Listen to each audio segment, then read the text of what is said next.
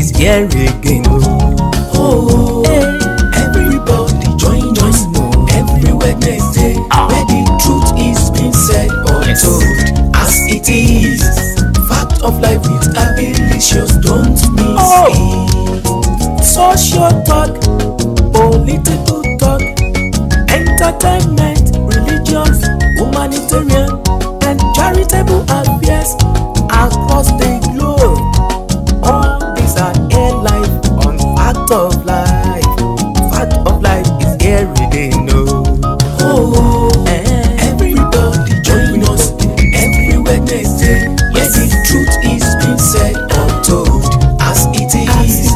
Fact of Life with Abbilicious, don't miss it. Oh yes, Fact of Life is here again for everybody. Fact of Life with Abbilicious is a must for everybody every Wednesday by 7:30 p.m. at live on Facebook and on social media platform Fact of Life, where the truth is being said or told as it is. Presenter is Abi Ojo every Wednesday by 7:30 p.m. on issues from political, social, religious, entertainment, humanitarian, and charitable affairs across the globe is discussed and aired live with special guests every week. My people, don't miss it at all. Would you like to advertise and promote your products, businesses, services, works, events, or shows on Fact of Life with Abbilicious program? Kindly get in touch. Our rates are reasonable and affordable. Contact us on Fact of Life with Abbilicious at gmail.com. Fact of Life with Abbilicious is a must for everybody. Hello guys, good evening. Welcome to Facts of Life with Abbilicious, where the truth is being said or told the way it is. Yes, today is a special day. It's nice and sunny where we are. I hope the weather at your end is beautiful as well, and you guys are enjoying yourself. Today, we are going to be, I've got a fantastic special guest. He is a scholar, highly recommended, very intellectual. He is social, and actually I'm going to let him, because his title is very long, but very interesting. So the topics for discussion today, we are going to be talking about, what is happening in the Nigerian politics as usual, and also he will be on the security aspect. We will be reading out the topic for discussion, but I'd like my guest to introduce himself, please. Good evening, viewers. Good evening. My name is Pius Badejo. I am a health and social care expert, a security consultant, and a quality management systems auditor in the UK. Thank you. Hello. Yes, we are topic for discussion today, guys. Please share the program. Thank you for tuning in. Topic for discussion will be about the Fulani Herdsmen and the Plateau Killings, among other brutal deaths happening in the northern part of Nigeria. And then number two, has this current ruling government failed Nigerians and Nigeria? The security of Nigeria, how paramount is it to the citizens, economy, investors, and development of the country as a whole? What do you guys think about that? And then number four, should genocide and violation of human rights be practiced in Nigeria under the democratic ruling that the government is claiming, this current government is claiming to be under? Okay. My darling Mr. Pius Badejo, thank you for coming and being a special guest to the program. As you can see from the topic for discussions, we have four main topics for discussions that we will be talking about. Okay. So we're going to start with the first one, the Fulani Herdsmen. First of all, before we actually go into the program, I would like to commiserate with the souls of all the innocent people who have been killed. Rest in peace. It is very sad, very unfortunate that innocent lives have been lost in this tragic killings going on in the northern part of Nigeria. But having said that, we're here to talk about it. We're here to, find out what the real issue is. And who better to do that by our lovely guest, who is a security expert, by the way, among other things that he actually, introduced himself into, and he'll be able to tell us what is going on. Yes. Thank you very much, viewers. Based on the first issue, that is the killings of innocent citizens by Fulani Herdsmen, it is my opinion that this is a tragedy in the life of a country like Nigeria that such a thing is happening. First and foremost, I think in any civilized society, there should be what we call a robust land use policy, which should be very clear. For example, we have in the United States the cotton belt, the corn belt, that are strategically dedicated for use of some agricultural materials. You see, great. So also, there shouldn't even be any issue concerning grazing in Nigeria, and that will even lead to killing of innocent citizens. By the geography of Nigeria, we have the Sahel savanna, we have the Sudan savanna, then we have the rainforest right to the south. And clearly, we know that cattle do graze in the grassland. So now, the question is, the middle belt, where all these evils have been perpetrated at the highest level, belongs to the savanna grassland. Fine, but however, there should be an effective and robust land use policy by the government to really establish. So you're saying now that because the way this the United Kingdom is being structured and developed, yes, they have all the cattle in the fields. So why can't the same happen in Nigeria? Yes, the thing is, really, on paper, Nigeria has got land use policies. They've got all these things, but in practice, it's not being carried out. There are no clearly distinct marked use of land for special purposes. Mm-hmm. You see people using land anyhow, development taking place haphazardly where they shouldn't. Okay. People are flouting land law, just anyhow. What should have been done is to have clear land use policy.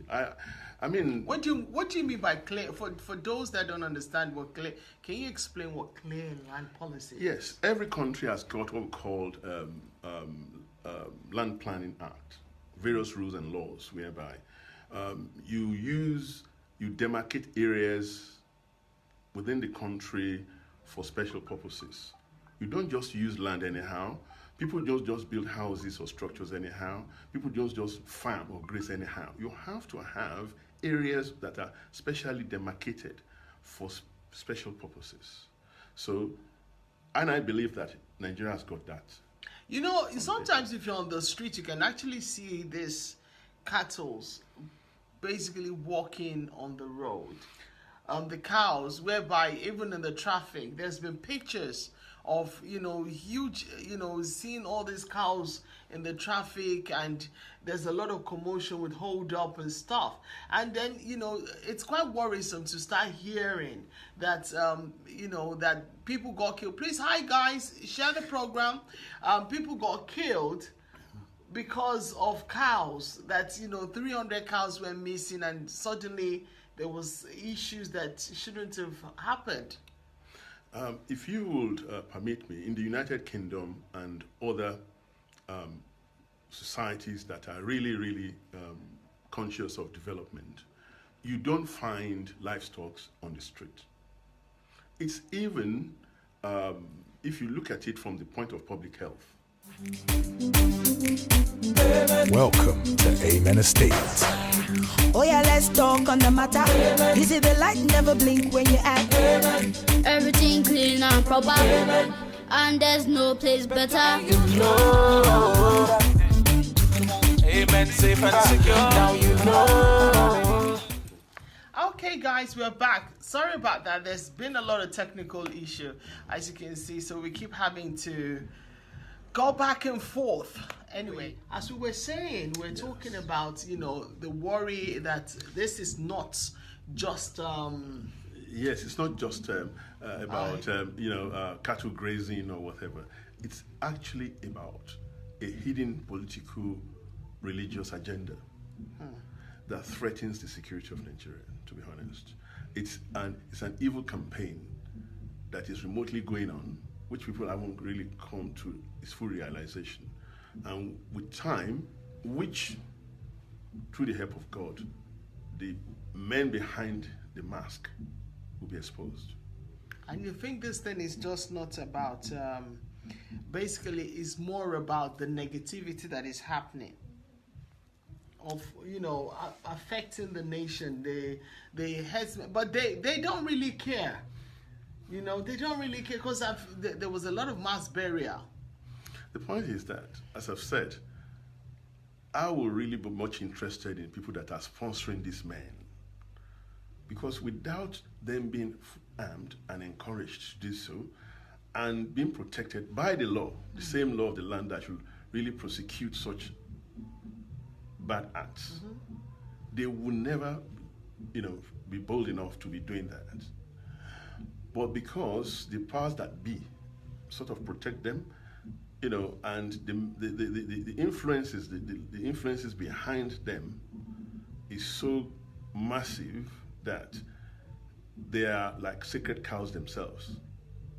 As sacred as the cows they are protecting. I mean, so there's this overconfidence about that they're untouchable. Yeah, because no arrest has been made, nobody has been brought to justice. Even with those massacres, why the killers? Have they been arrested? Has there been any serious investigation? You know, the sad thing about this situation that you're saying is this. Dr. Obiageli Ezekwali was actually doing a one-woman march. And there's been quite a few videos that have gone viral where, you know, they were trying to stop her, attacking her, that she was attacking the government. Which comes to my second question I'm going to be asking. Yes. From your own point of view and perspective, I'm going to ask this: has this current ruling government failed Nigerians and Nigeria, or do you think that you know, there's still room for improvement with all the shenanigans that has been going on? Apparently, it's been recorded that Nigeria is now in the lowest after India on the poverty you know, ratio of being one of the poorest country now. From the fact that Nigeria was one of the in Africa, the fourth, I think, was it the second? I can't remember what post it was. That Nigeria was in the other, the Jonathan regime. Now it's being said that Nigeria is the poorest after India. Or yeah, India is now above Nigeria. So Nigeria is, you know. Thank you very much. Before I address the issue of the violation of human rights of Dr. Obi Nkwesili, I will touch on the question you've asked about this present administration. To me, I will not return them as a failure yet, because they've just been less than going to 3 years in office, something almost. But 3 years. The previous government was like that too. Yeah, however, and the one before. Before we actually assess and try to sort of form an opinion on whether an administration has failed the nation or they've been successful, we have to consider many indices. We have to. There are many indices that we have to consider. You know, like what is the GDPR for the country? What is so many economic factors? Okay. And then the currency. How does the currency, the foreign debt, to what extent have they serviced it? Is it being reduced, or, you know, so many things have to be considered.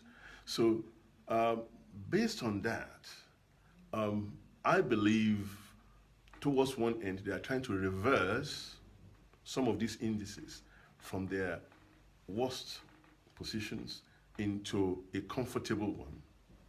Whereas they still been unable to. But bearing in mind that it is continuity of the previous government that they're doing. the handing over and everything, the continuity has been that the previous government have been all the work that they've done. Yes, you did. We're back, darling. Please share the program. Thank you. So what I've noticed is this, which is quite good. Like I said in the previous time that when the previous guest came as well, that which Nigeria has never had in a long time. Continuity. There's no maintenance culture, because once another government comes, they dump what is on ground, and they move on to the next thing, bearing in mind that all the development and stuff that needs to be done, they end up not doing it. But with this one, they just in continuity of what the previous government that they claimed did not do anything, but now it seems that they did do something, and they are also continuing. So obviously it will take time. Yeah, you see, in any political system, I mean, when there's a change of government, you have things being handed over to the next administration. Let's forget about political affiliations or obviously manifestos before when you are campaigning for office is different from when you're actually in office. When you are campaigning for a political office, you will put in your manifesto so many things to appeal to the electorate. But when you actually get elected and you now inherit the burden of the previous administration, you will see for yourself some of the realities on the ground. What can be done, what cannot be done, because before you're looking at things from an outside point of view and thinking that the government themselves, they're not doing anything. I know. But on getting there now, they can also see that the previous government, is doing well. Well, I'm going to quickly, Toxie is writing here that my question is, where did we go wrong? And how can we rectify our country? I can't, sorry, your Yoruba is very distant. I beg, write in English. Hi, Tunde, how are you? Thank you for tuning in. We're expecting you, but never mind, I'm sure you're very busy. We'll talk later. Yes, so we're all ears. Yes. Where do you think they went wrong? Biblically, let's say, the Bible says, and I'm not trying to be, funny here, and maybe our viewers who belong to other faiths should pardon me for this. Obviously, yes. That if the foundation be wrong, what can the righteous do? It is in the foundation. The problem of Nigeria is not today. It hasn't been yesterday. Remember, the same Buhari was in an administration in 1976, between 1976 and 1979, and he was oil minister. It was oil minister. It was part of the administration. So let's take it from that angle. He knew what happened then. He knew the shortcomings of the government then. And now that he has come back as a civilian president, he already knows the challenges that are there. Please share the program, yes. All these jingles of change, to me, are very peripheral. It's just to appeal to the electorate to get into office. He knows the challenges of governance for that country. However, the problem of Nigeria lies in its foundation. It lies in its foundation. I mean, going back to history, this was a country that, after independence, a lot of things happened. Meaningful development was not allowed to happen because of selfish political interests of that time. And this thing now metamorphosed into serious problems from administration to administration. Well, we knew that we have a very long military spell. But coming back to civilian administration, the first experiment we had, that is after the First Republic, the Second Republic, why it failed woefully was that if you study that carefully, you will know that when the government was handed over to the civilians during the Shehu Shagari presidency, immediately. Which was during the General Olusegun Obasanjo's regime. Yes. Let's say his administration handed over to. Obviously, yes. So the first Democrats, exactly, the first civilian experiment we had after independence. I mean, we can call that the Second Republic. Immediately they came into power, things just went berserk. Looting started, all this recklessness started. Gross mismanagement of the economy started. And for that brief period that they were there, things were badly mismanaged. We all knew about the rice that were imported, all these scandals, political scandals of 2.8 billion naira that were allegedly, of oil revenue that were allegedly mismanaged, all these things, and various scandals that plagued that administration. We Because all they knew. overspent, It's not that they overspent. They were giving each other oil blocks. What happened then was that the politicians of the day then deliberately plundered the treasury for their own selfish agenda to enrich themselves. So now that one cascaded into the same Buhari Diagbon regime, who tried in a way to sort of sanitize the polity. But unfortunately, that tenure was cut short. Was short-lived. Yes, by some selfish military juntas who tried to get them out of their way with the backing of a prominent, powerful civilian interest who was a very rich business mogul of the day. He said, Tox is asking, sorry to cut you short. He said, first of all, as there should be transparency in government. Hi, Omobolaji, Eniola Omobolaji from Baltimore. Thank you for tuning in. And then he says, do you think the army should be back temporarily? No. Why is that? Because if you look at it very well, it's still the army ruling anyway. Because I know, there's a lot of, I know. But you genocide and violation of human rights. But still, it's still better. At least people can still use their vote to some extent. But during the military regime, the country will become comatose because they operate by decrees. They promulgate a decree, it takes effect, nobody can challenge it. They rule by martial law. So, and of course, and they're very aggressive with their rulings. Exactly. So they're not more of exactly. on the So sympathetic we level. cannot progress or develop under such dispensation. It's not possible for any country to. I think why Toxie was asking that, which a lot of people correct me if I'm wrong, is that they feel, well, with the military, people tend to behave themselves. There's a lot of behavior change in we Africans, or should I say we blacks or Nigerians, whereby when you have the military there, obviously you're not supposed to. Yes, still discipline. Yes, it's still discipline. That's what I'm looking for. Unfortunately, that's not the case. You see, what has went wrong is that some people were allowed to hijack the political process and bought it over and recycle themselves. That is, by taking out the military uniform and then putting on the civilian uniform, yes. Which is what all of them are doing. Okay. But now the problem is, how do we get rid of this culture? How do we force this sort of class to retire politically and allow people who are really ready to serve their fatherland meaningfully, people who are disciplined to lead? That's the only problem we have.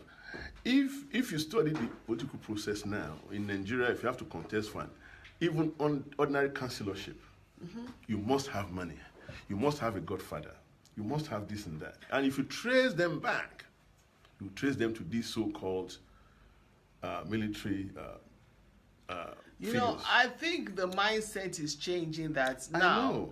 Having the godfather, that if you want me in office, donate for me. The thing is this. It's still lack of political discipline. Yes. Because, you see, when you have a body like an INEC, they are there to control and curtail the activities of the political parties. To ask them, yes, to hold them accountable as to where do you get your funds from. Look at this country. Conservative Party, Labour Party, or whatever. They know the donors. They know how much is being donated, the source of their fundings.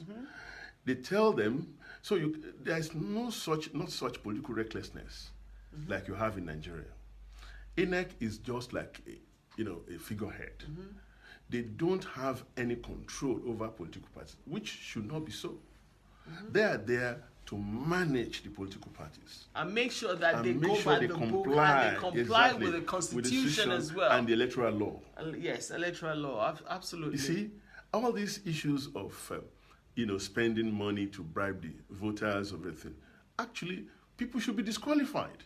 People should be, the moment they notice it, they should have the power to do so. But they don't. That's not the case. No. So we still have. Because if you give some people bag of rice with, oil and everything with the face all of this, the politician, all these inducements, contesting. Yes, all these inducements, right? They go on unabated. Nobody to check them. And if you study these people who have, been in corridors of power before, they've used their position to amass vast wealth, which they call war chest, to actually induce people to do their biddings electorally. There must be a way to break this evil cycle, to make sure that all these things are made irrelevant, so that to allow people with meaningful political purpose and agenda to be in the system, to participate in the political system. It is then we'll be having leaders who are really ready to serve genuinely, who are ready to correct the ills of the past, who are ready to By correcting the ills of the past, because you're a security expert, and I know that because this question, I think we said something about it earlier. Yes. I'm going to ask you again. The security of Nigeria, how paramount is it to the citizens, the economy of the country, investors and development of the country as a whole? First and foremost, there can be no development, no investment in any society that is not safe. Investors will not simply invest in environments or economies. But you can say that Nigeria has a lot of states, 36 states. So obviously, if the northern part is giving problems, it can actually bring the investment to the south and east Nigeria and the south as well. No, it's not about geographical location. It's about the whole economy. Okay. Locating, operating in one part of the country, still remember that you are still in that economy. If you provide any service or product, it still have to be consumed throughout that geopolitical environment. So, if there's no security in one part of the country, it will still affect the other part. I mean, if Nigeria is struggling with 36 states, what about United States with 52? And a state like California is even after the size of the whole of Nigeria. Yes. So we got no excuse, to be honest. We have no excuse. The Inspector General of Police is the sole security officer of the nation. Any Inspector General of Police that they swear in, they will say the security of Nigeria is in your hand. So, but the point is, if you study the structure of the police has been held in comatose to submission. It's been starved of funds, pauperized. Not that there is no funds. The funds are there, but they're using it for themselves. Absolutely. It's been embezzled by the officers, by their leaders, so that the real foot soldiers, who are the constables, yes, they cannot really. They've been paralyzed, sort of, to do the job properly in terms of provision of infrastructures, security of their lives, their own welfare as well. So, then tell me, how would proper security be effected? And of course, this is not a country where the society is being educated to cooperate with the police. Here, the society cooperates with the police to the letter. So it's easy for the police to guarantee the security of the country, because whenever anything happens, the citizens will report. I saw a video. I think I posted it on my social media page about the zebra crossing, not knowing just those little minor things, not knowing the road sign. It was shocking. And it was the only person that got it was this taxi driver who was able to say what a zebra I was shocked to my system that so you have the road safety people, but what are they doing? The Ministry of Transport, how are they educating the masses, helping them to understand certain security reasons that this and this needs to be done? The issue of security in Nigeria is about the issue of discipline and genuineness. The reason why I've said so is that when the Road Safety Corps was first established under the leadership of Professor Wole Soyinka, it started at Oyo State Road Safety Corps in the 70s, late 70s, thereabout, between 76 and 70, thereabout 78, 79 side, before it spread to all other states. Lagos State had its own then, and then it spread to all over the country. The purpose of the Road Safety Corps is to manage highway traffic with the help of volunteers, because then there were university lecturers that volunteered from University of Ife, University of Ibadan, to actually, they have the power, they're empowered to stop these reckless drivers and discipline them and issue all these penalties to them. So you have a situation whereby people within the society are being used, which helps security. So it's not left, so it's helping the police to manage road safety.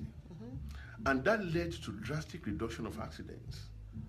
It made the road safe because, you never know who is behind you, who can stop you and have the power to really, make sure that, there was another video as well about this truck that was actually on the road on a three-wheel, not four, and it was tilting, and every time it got to the car, the fear of those that were recording it was just going to stampede on that car. The thing is this, and it is shocking that those kind of things are allowed on the road. Because okay, let me tell you, lack of security. No, the thing is this. If you look at that sort of scenario, whose responsibility is to allow that sort of vehicle to be? Is the vehicle inspection officers. If they don't give that vehicle a certificate of roadworthiness, that vehicle should not be on the road. That's the first thing. Secondly, we have the police officers there. You cannot tell me that for somebody to drive from, even to start that vehicle, no member of the public will have seen that person. If so, what have they done? Was that person reported? Were they allowed to carry the car? Things like that. So you're more or less saying now that the community themselves needs to also work together. Security is everybody's responsibility. Not just the responsibility of just the IG and the police. No. Okay, look like the SARS. I don't know if you've heard about the SARS, who they will just stop people. This is another thing that needs to, and I feel this is something that needs to stop, because the innocent people are the one copping it. But where you have those that are supposed to be stopped, they're not being stopped. Yeah, but the point is this: that is nothing new in a country like Nigeria. It still stems to the indiscipline in the society, that men that are empowered by the law to enforce certain things are using it recklessly for their own selfish ends. They abuse it instead of use it wisely. Now this SARS, instead of targeting, because remember, these are the sort of people who will be on the payroll of robbers before they carry out any operation. So they will turn a blind eye to those perpetrators, and they will go after innocent citizens, pretending to be doing their jobs. We all know all these things. Which is wrong. And it all boils down to leadership. Because you see a constable who is not well paid, is always ready to do the bidding of his sergeant, talk less of his inspector, up the line to, collect bribes on his behalf, and then he feeds on that to augment his so-called lean salary. Which is probably peanuts. Because he sees his bosses who are the AIGs, embezzling. They are not allowing even the funds to kit them. So the only thing they can do is to go out there and milk the public. Exactly. So it's like people taking advantage of the vulnerable. You see, so instead we have a situation whereby in Nigeria, when there is any social dislocation, social and economic dislocation. When there is a social and economic dislocation in the society, you have people, preying. It's like a prey-predator scenario. So you look for if somebody is preying on you now or milking you. So your solution is to take advantage of another person you think is less privileged and less powerful than you are. Yes, and not do exactly. Okay. Instead of standing up against that sort of treatment, challenging it, because here they challenge it and address it. Instead, people will turn a blind eye. And if they do try to challenge it, they will be deemed to be seen as anti-government, attacking the government. Yeah, because you see the reason, which is wrong, because everybody in the Nigerian Constitution of democracy, it says freedom of speech, freedom of expression, freedom of thought, freedom of work. There should be no reason, because I think something is not right, and I say, okay, look, you guys, you need to listen to this. It's my democratic right to come out and protest and demonstrate peacefully for you to understand. I will give you an example. What is going on. Yes. It's not because I'm criticizing you negatively, but constructively, which I'm going to come, because we'll soon be finishing our program, where I'm going to come on the genocide and the human rights, which is what we're talking about, and that's why the topic went into it. The conversation went into it. It's to do with asking this question. Do you think, because with what I am seeing, especially I also was a victim of, I remembered when I campaigned several years ago, I had, all the placards and everything. They sabotaged it, and I ended up being alone in the box, but I didn't care, because my thing was, it is about what I believed in. It, like the late senior advocate Gadi Fahimi would say, stand up for what you believe in, even if you're standing alone.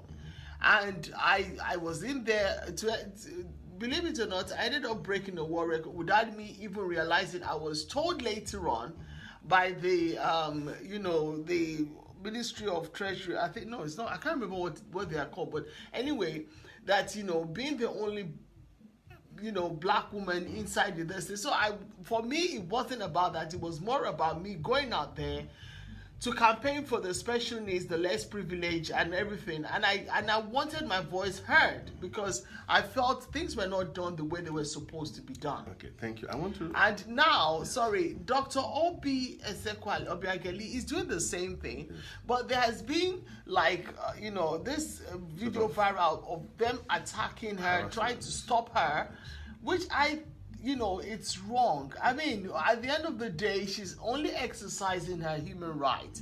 She's only speaking. Whether she's doing it, whether what she's doing is bad or wrong, but at the end of the day, she's like a voice for those that cannot be brave enough, who have not been in political office. She has. So she's seen what is happening, and she's saying no.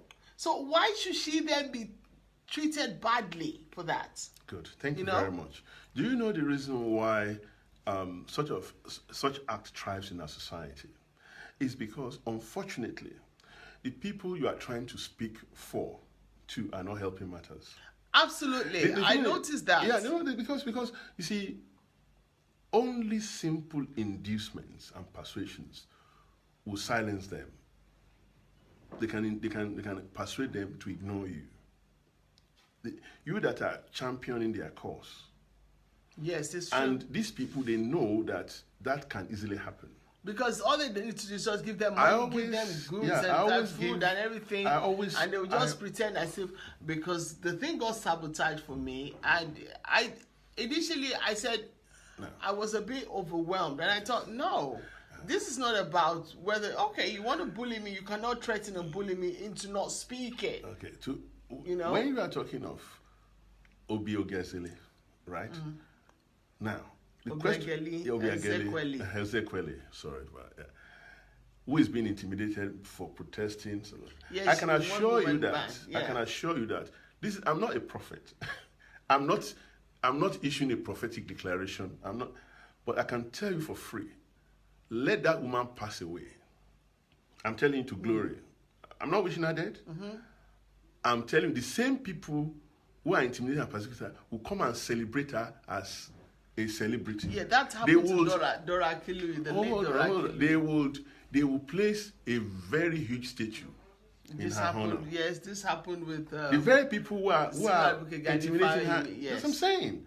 You see, why is it that people are being celebrated? It means these people, they genuinely admit that these people are, they are fighting a good cause. Of course. But they try to deceive the people whom they are representing, to confuse them, to ignore them. Exactly. Tell me about it. So that they will have their way, right? Yes. Only to come and celebrate them after their demise. Because they know that those people were genuinely doing the right thing. I told somebody, when Gani Fawehinmi formed a political party, the National Conscience Party, you know what I said? When I heard about it, I said, yes, the right moment has come for Nigeria.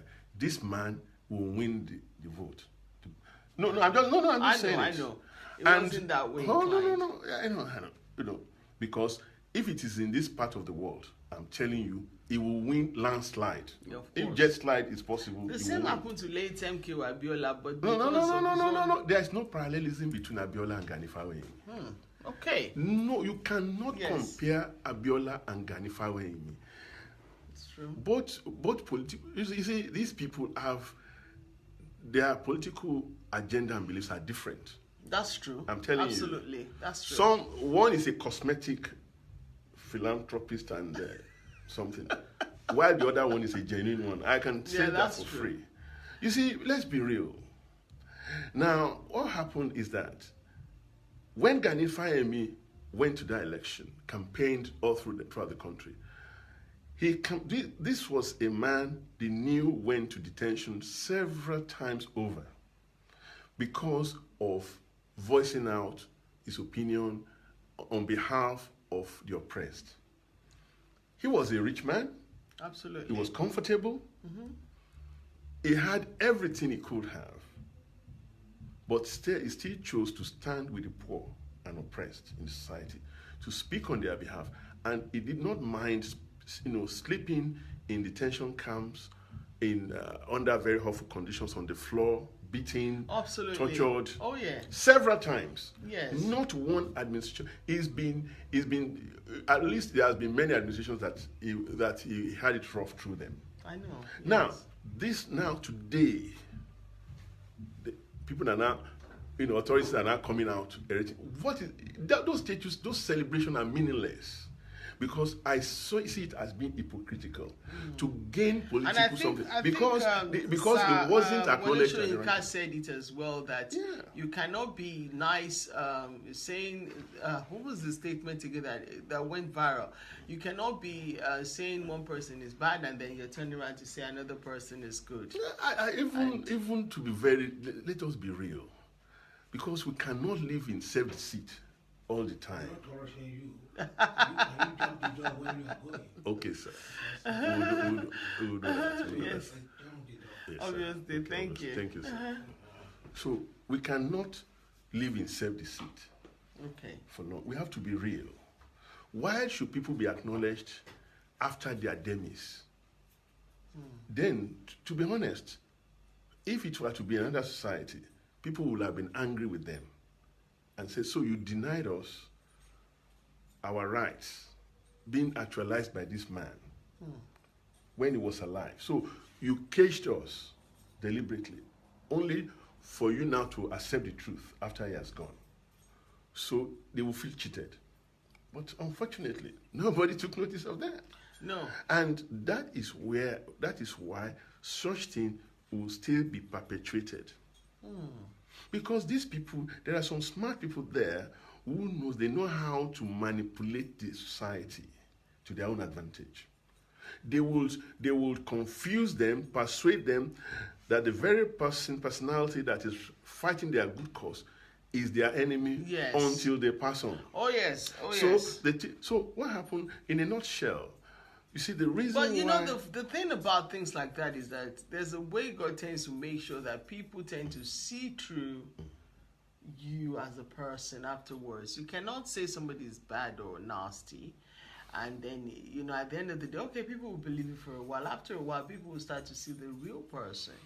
Some people will keep quiet and be studying the situation and thinking, oh, but this person, they've said all sorts of things about this person, but that person is not like that. So, you know, life is funny. I know, general, but we allowed it to be funny sometimes. We allow it to be funny sometimes. Look at this part of the world. People who have been accepted and acknowledged as great, right? Who have done good for the society, they will be well appreciated during their lifetime and celebrated after their demise by erecting a statue on their honor. That is what should happen. Not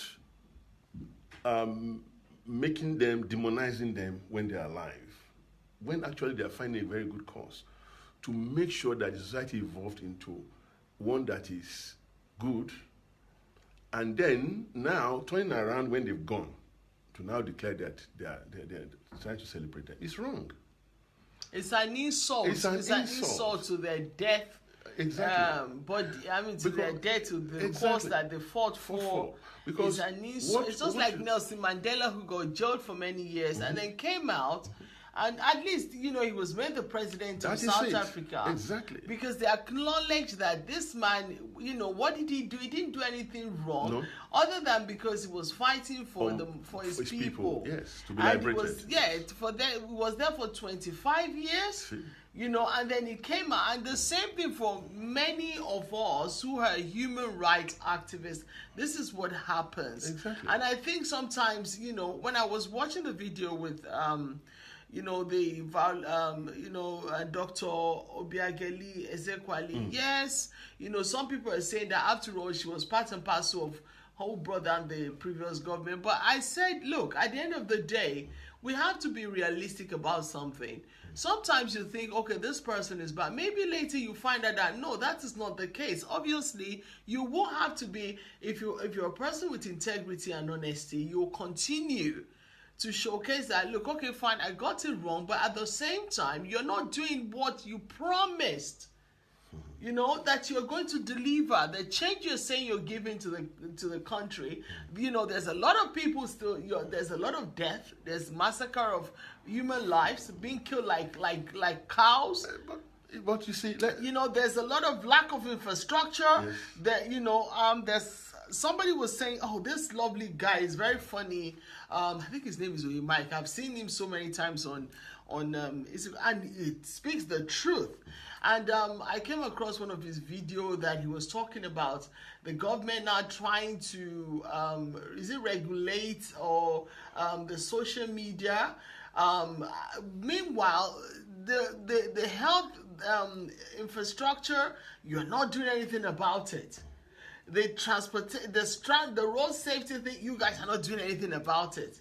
But the social media is for your own advantage. But bearing in mind that you used it, and you know, to kick out the previous government, and you didn't care then whether this thing would affect the masses. Now you're saying you don't want people writing anything on social media. You don't want them saying things on social media, or because it makes you guys look bad. There was a video about this Indian senator, I think the council or chairman, who before he campaigned, when he was going to campaign to enter the post, yes, the guy was good as gold. He got in, he forgot about them, then he came back again to campaign. They beat the crap out of him.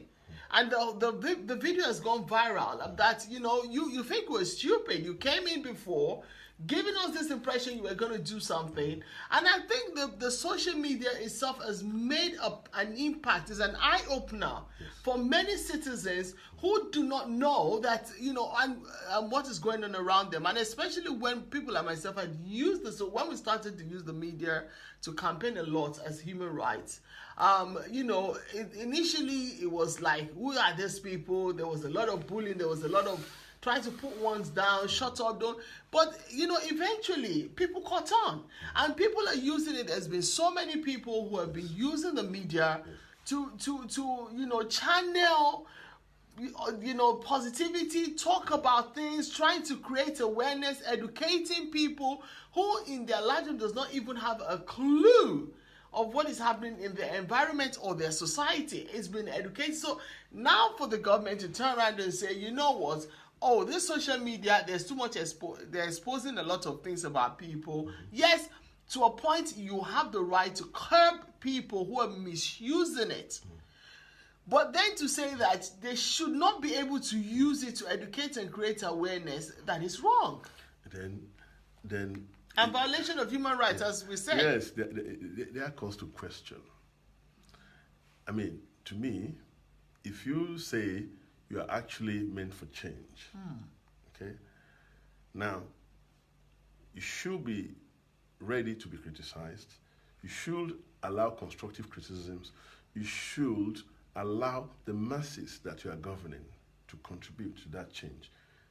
No single man can bring about a change. It's a collective thing. Collective effort, absolutely. You see, so what are you talking about?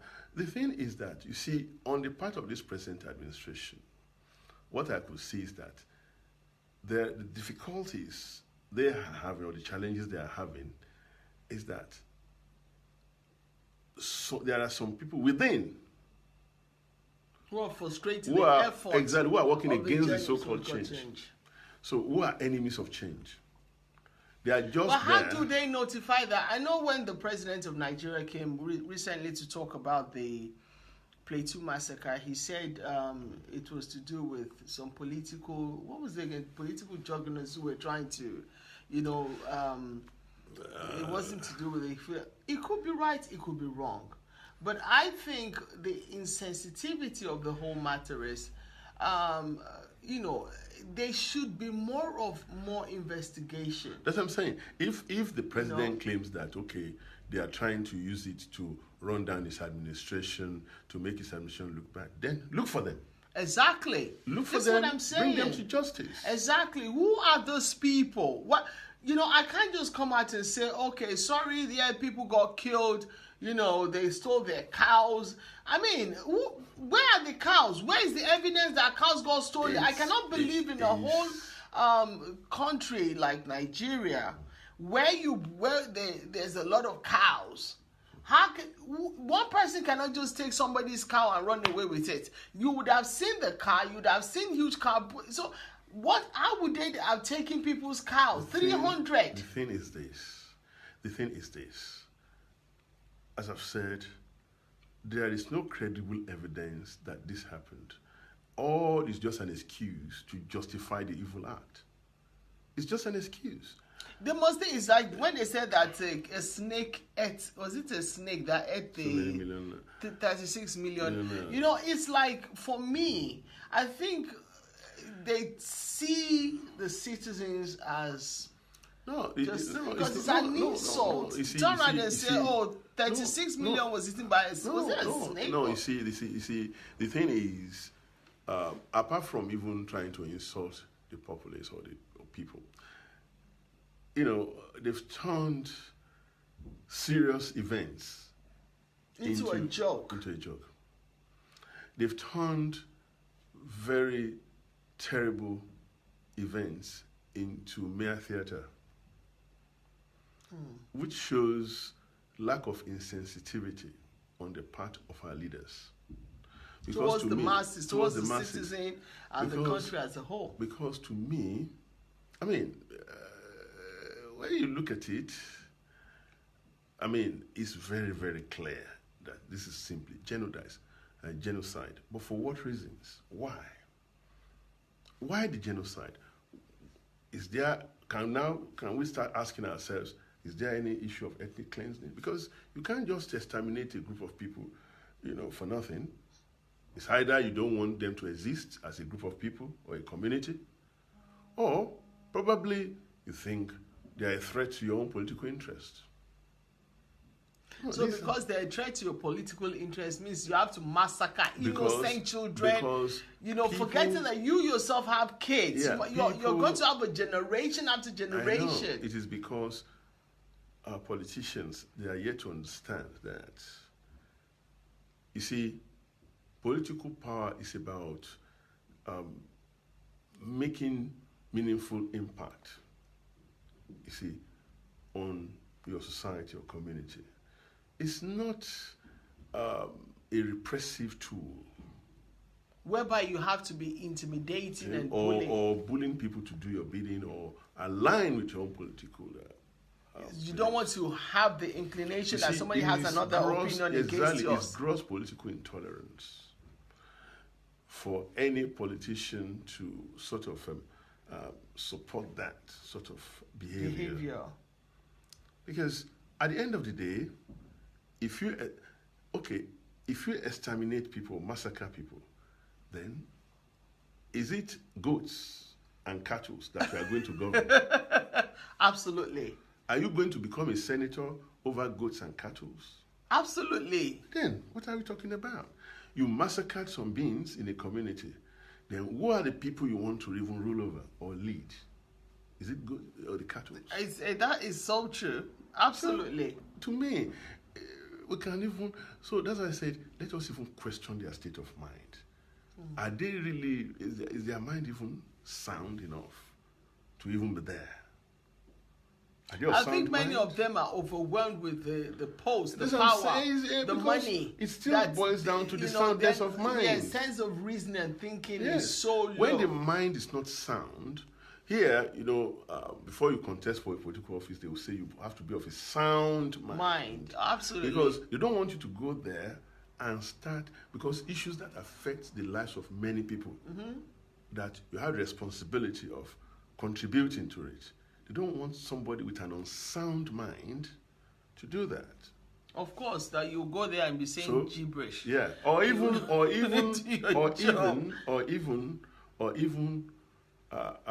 pushing or promoting things that can make people miserable instead of making them happy.